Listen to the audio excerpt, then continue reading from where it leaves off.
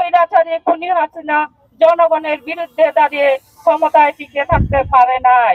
তার পরিণাম কি হয়েছে আপনারা দেখেছেন। দলের নাম বানিয়ে যারা অপরাধ চালিয়ে যাচ্ছেন তাদের পরিণাম আরো ভয়াবহ হবে বলে সাফ জানিয়ে দিয়েছেন আমাদের বিএনপির ভারপ্রাপ্ত চেয়ারম্যান জনাব তারেক রহমান। আমি জানি জনগণের সমস্যা ও প্রত্যাশা কি। মানবাধিকার, আইনের শাসন, ন্যায় বিচার প্রতিষ্ঠা করা, বেকারত্ব দূর করা, কর্মসংস্থান তৈরি করা, নারীর নির্যাতন, কিশোর গ্যাং, সন্ত্রাস, চাঁদাবাজ, ভূমিদস্যু, কালোবাজারি, ছিনতাই শক্ত হাতে দমন করব।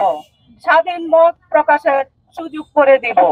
সাংবাদিক সহ সকল শ্রেণী পেশা ও মানুষের মান ও জালের নিরাপত্তার ব্যবস্থা করব। রাস্তাঘাট সহ যোগাযোগ ব্যবস্থার উন্নয়ন করব।